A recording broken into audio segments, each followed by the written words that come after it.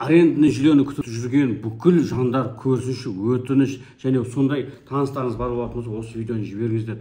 Енді қараңыздар, арендный жүйе күтіп жүрген азаматтар, жандар, сіздер согласие на сбор и обработку данных өзіңіз жеке кілтпен берген болсаңыз, онда сіздің жұбайыңыз, 16 жастан асқан балаларыңызда ЕЦП кілтпен кіріп, бәрін жасау керек. Видео нұсқаулықты осы видеоден кейін қойып қойдым, соған қарап жасап алыңыздар. Бұл өте ұзақ процесті, бірден келіп 10 минутта жасалатын дүние емес.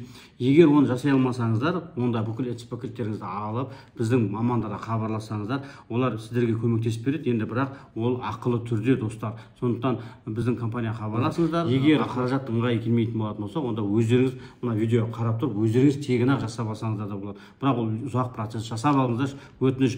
Егер ондай жасамасаңыздар, онда үкіметтен арендный жүйе сіздерге берілмейді, достар. Ертең мен осы жерде тұрмын, маған үкімет беру керек деген ондай түсінік, оны алып тастаңыздар.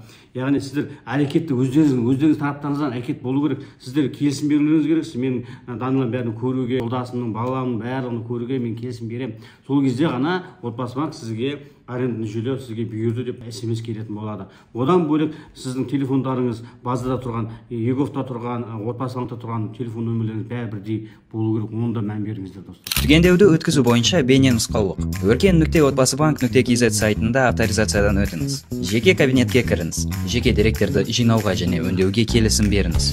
Маңызды, егер кезекте тұрған адамның жеке деректерді жинауға және өңдеуге келісімі жоқ болса, онда ол ЭЦК арқылы қол қоюы керек. Түгендеу бетіне кіріңіз. Түгендеуді бастау батырмасын басыңыз. Түгендеудің өту мәртебесін бақылаңыз. Отбасы мүшелерінің жеке деректерін жинауға және өңдеуге келісімін алу кезеңінде отбасы мүшелері өркен.отбасыбанк.kz сайтында авторизациядан өтіп, жеке деректерді жинауға және өңдеуге келісім беруі қажет.